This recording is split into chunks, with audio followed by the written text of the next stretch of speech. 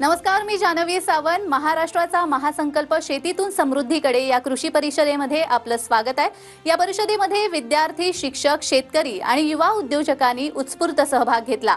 या कार्यक्रमात राजस्थानचे राज्यपाल महामहिम माननीय श्री हरिभाऊ किसनराव बागडे उपस्थित होते. त्यांनी शेतकऱ्यांना मार्गदर्शन करत आत्मनिर्भर शेतीचे महत्त्व अधोरेखित केले. आज शेतीतून समृद्धीकडे हा जो विषय आहे तो खरोखर एक महत्वाचा आहे. आपण चाललोय नाही असं नाही. म्हणजे आपण जर विचार केला तर मला असं वाटतं की आपण अनेक क्षेत्रामध्ये जगाच्या मध्ये बऱ्याच याच्यात आपण पुढे पण आहोत. आपण दूध उत्पादनामध्ये जगात भारत नंबर 1 आहे आणि तो 1998 सालापासून अजून आपला रेकॉर्ड कोणी तोडला नाही. साखर उत्पादनात भारत दुसऱ्या नंबरवर आहे जगात. गहू उत्पन्नात भारत दुसऱ्या नंबरवर आहे जगात आणि मक्का उत्पन्नात भारत 5व्या नंबरवर आहे जगात. एवढं अन्नधान्य आपण पिकवतो. एक वेळ अशी होती आपली भारताची, स्वतंत्र झाल्यानंतर आपण ज्यावेळेला 40-41 म्हणजे 51चे आकडे सांगतो मी, 40-41 कोटीचे होतो, आपल्याला अन्नधान्य पुरत नव्हतं. 1980 सालापर्यंत बाहेरून अन्न आपण आणत होतो तर आपलं पोट भागत होतं, भरत होतं. आणि बाहेरून आणलेलं आपण जे लाल ज्वारी असू द्या त्याला मिलो म्हणत होते. मिलो आजकाल तुम्ही कोणी पाहिली नसेल त्याची भाकरी, आणि भाकरी पाहिली तर म्हणतील बापरे आता मेलो खाऊन. अशी लाल जरद भाकरी त्याची होती 72च्या दुष्काळात, आणि ती पण आपण सगळ्यांनी पाहिली, आम्ही तर खाल्ली. आणि म्हणून अन्नधान्याची कमी होती. पण 60-62च्या नंतर म्हणजे रासायनिक खते आली, त्याच्यानंतर तुमचं संकरित बियाणं आलं आणि आपली स्थिती वाढत वाढत वाढत गेली. आता 142 कोटी जनतेला आपण धान्य पुरवतो आणि जगात निर्यातही करतो. ही ताकद जी वाढली ती ताकद शेतकऱ्याच्या शक्तीमुळे वाढली.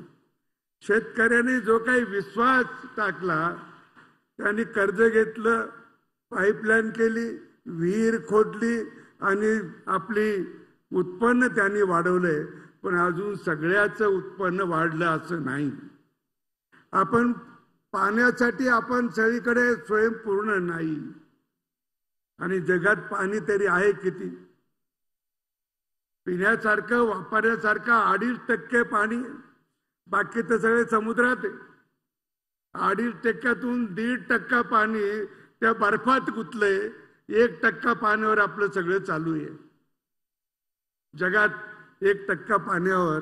आणि आता ते पाणी जे मिळतं आपल्याला त्याच्यातून शेतीला उपयुक्त असं पाणी मिळालं तरच शेतीचं उत्पादन वाढतं. ते आता मिळतंय म्हणून आपण पीक वाढवतोय.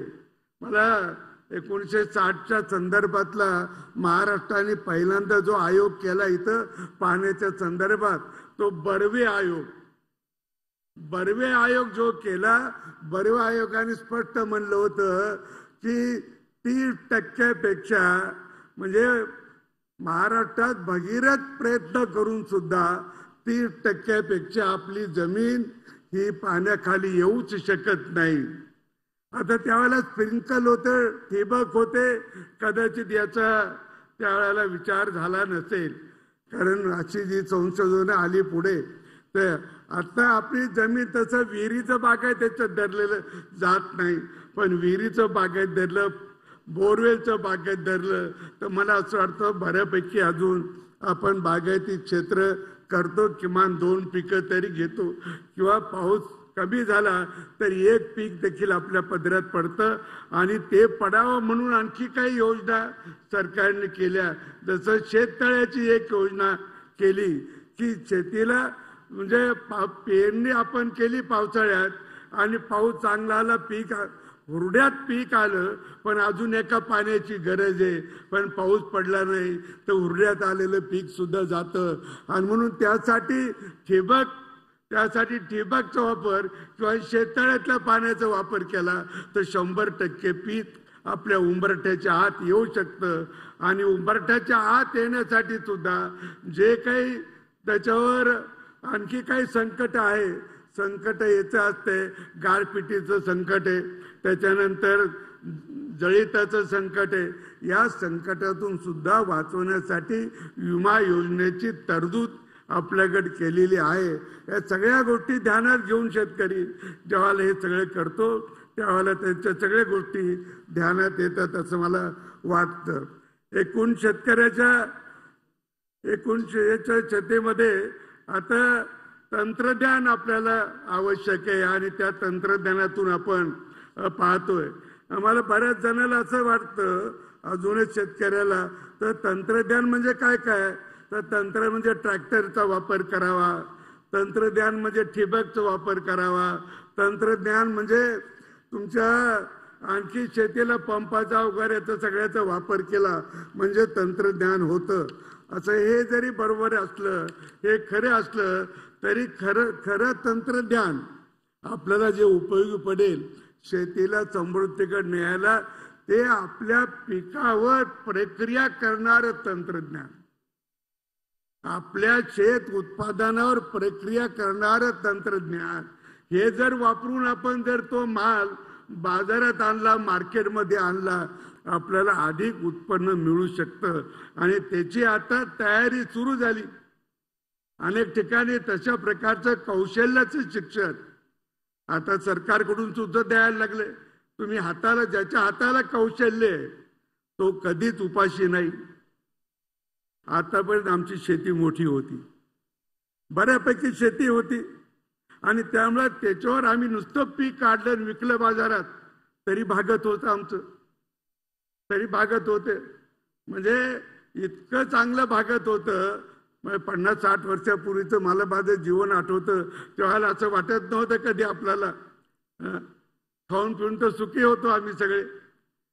परंतु आता जसजशी आपली जमीन कमी होत चालली, वाटण्या तर तसं आहे त्या जमिनीत अधिक उत्पादन घेण्यासाठी सरकार मदत करते. तुम्हाला अनेक गोष्टीची सरकार मदत करते आणि म्हणून त्याचाही आपल्याला फायदा घेतला पाहिजे. अनुदान प्रत्येक गोष्टीवर आहे, त्याचाही आपण फायदा घेतला पाहिजे. आणि म्हणून मला असं वाटतं की हे तंत्रज्ञान अधिकपणे आपल्याला संपादन केलं पाहिजे आणि ते संपादन जर झालं तर निश्चितपणे त्याचा उपयोग होईल. जे आता सरकार मदत करतं ती सुद्धा नीट प्रकारे त्याला फायदा आहे. त्याची मदत काय की शेतकऱ्याला सन्मान निधी आहे, थोडा का होईना पण आहे. आता काही राज्यामध्ये ज्यादा आहे, आपल्या राज्यात थोडे राष्ट्र सरकार देतं, काही केंद्र सरकार देतं. पण येणं त्याला मदत होणं म्हणजे दुष्काळ विमा जो आहे तो पूर्वी एवढा कधीच लागू होत नव्हता. आता विमा आपल्याला लागायला लागला. कशामुळे? पूर्वी 50% जास्त नुकसान झालं तर तुम्हाला विमा लागू होता. आता 33% जरी तुमचं उत्पादनामध्ये घट आली किंवा तुमचं नुकसान झालं तरी विमा लागू पडतो. म्हणजे 33%, 100तले तुम्हाला 33 पैसे तुमचे जर येणार नसतील तरी विमा लागू होतो. आणि त्यामुळे हा विमा अनेक शेतकऱ्यांना लागू झालाय. अनेक शेतकऱ्यांना फळबागाचा विमा आहे, मोठ्या प्रमाणात लागू झाला. 1-1, 1.5-2 लाख रुपये फळबागाला मिळालेत. ते मिळालेत ना, त्यामुळे त्याला शेतकऱ्याला तेही थोडं उत्पन्न मिळतं. आणि या सगळ्यातून शेवटी आता तो मार्केटही शोधायला लागला. आणि ट्रान्सपोर्टेशनचं जसं हे वाढेल तसं आता आपल्या याला भाव पण यायला लागला. आता आपल्या इथून फळबाग म्हणजे फळं जातात, भाज्या जातात, दिल्लीपर्यंत जातात, लखनौपर्यंत जातात, तिकडे जयपूरपर्यंत जातात. तिथून गाड्या जातातच ना, भरून जातात तिथून. हा शेतीमाल आहे. आणि शेतीमाल हे आमच्या शेतकऱ्याचं खरं म्हणजे मोनोपॉली आहे, मोनोपॉली. दुसरं कोण करतं सांगा बरं? कारखानदार करतो का? कोणी नाही करत. आम्हाला स्पर्धक फक्त आमचा शेतकरीच आहे, दुसरं कोणी नाही. शेतकरी शेतकऱ्याचा स्पर्धक आहे, दुसरा कोणी नाही.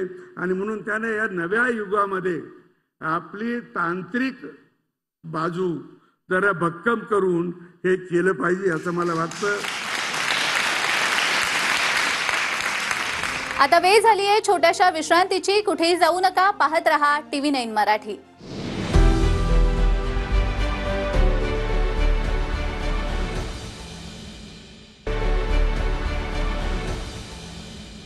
विश्रांतीनंतर पुन्हा एकदा आपलं स्वागत आहे. या परिषदेमध्ये दुग्ध विकास मंत्री माननीय श्री अतुल सावे यांनी दुग्ध व्यवसाय शेतकऱ्यांना शाश्वत उत्पन्नाची हमी या विषयावर उपस्थितांना मार्गदर्शन केले. आज आपल्या सगळ्यांना माहिती आहे की 2014 मध्ये मोदीजींनी पंतप्रधानांचा कारभार स्वीकारल्यावर त्यांनी शेती हा देशाचा पूरक म्हणजे जवळजवळ 80% आपले पॉप्युलेशन जी आहे ती शेती व्यवसायावर डिपेंडिंग आहे आणि शेती व्यवसायाला प्राधान्य दिलं पाहिजे.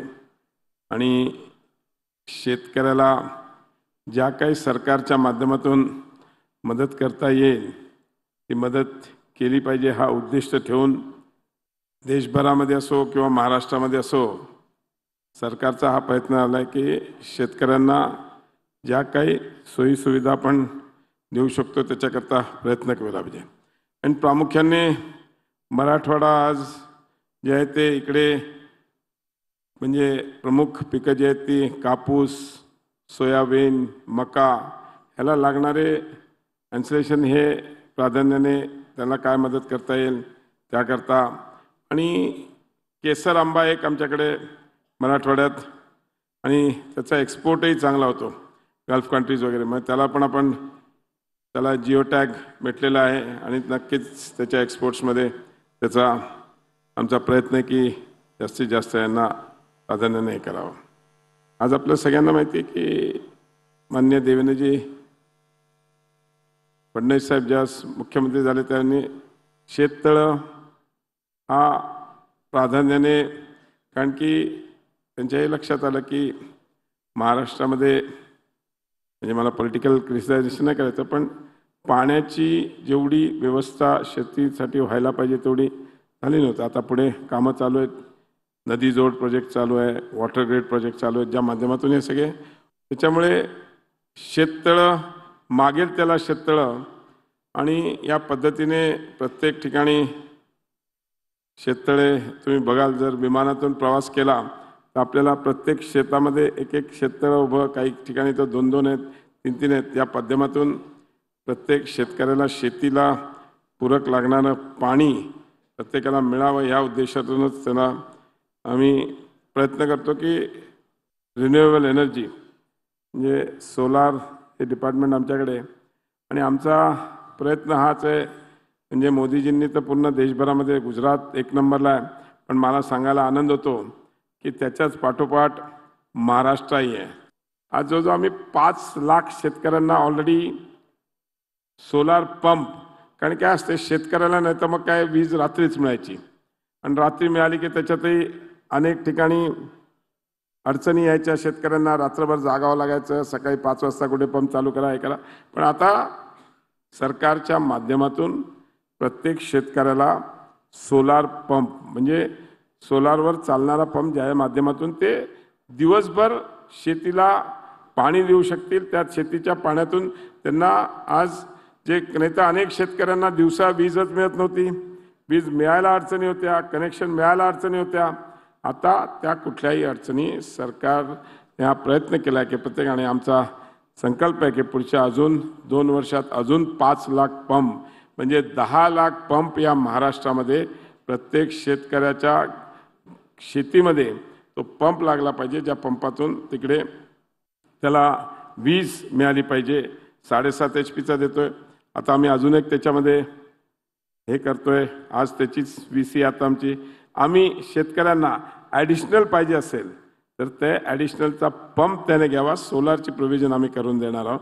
त्या पद्धतीने आता पुढच्या काळामध्ये सगळ्या शेतकऱ्यांना ज्याला समजा ज्याची रिक्वायरमेंट जास्त असेल 7.5 HP पेक्षा तर ती त्यांना आम्ही करून द्यायचा, ज्याच्या माध्यमातून शेतकऱ्यांना पुढच्या काळात विजेचा तसं तर ओव्हरऑल सगळीकडेच सोलरायझेशन करायचा प्रयत्न आहे.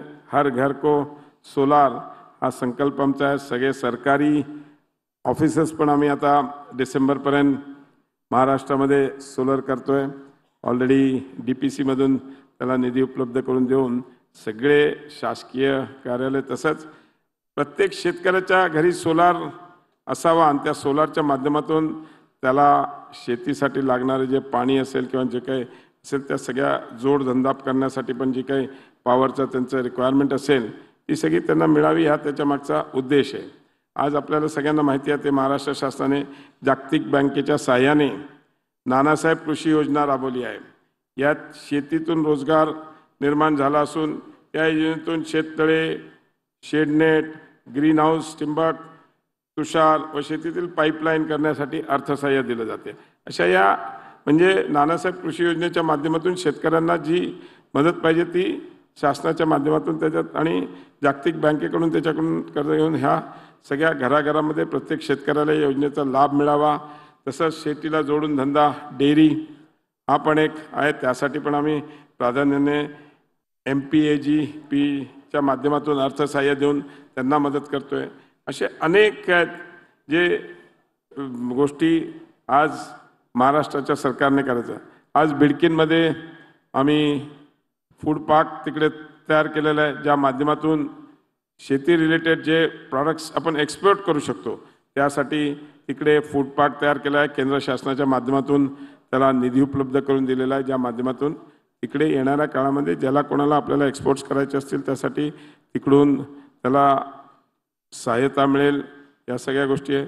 तसेच अनेक गोष्टी आहेत. आज हिंगोली आहे, हिंगोलीमध्ये आम्ही हळदी हब त्याच पद्धतीने आता नांदेडलाही काल मी होतो, मागच्या आठवड्यात ज्यावेळेस गेलो होतो त्यावेळेस तिकडे पण हळदीचा मोठं प्रोडक्शन आहे. त्या तिकडे हळद म्हणजे क्लस्टर आम्ही तयार करतोय ज्या माध्यमातून तिकडून आज हळद ही मोठ्या प्रमाणात जगामध्ये एक्सपोर्ट होते आणि त्याच्यातले काही सेंटर्स जे आहेत ते हिंगोली आहे.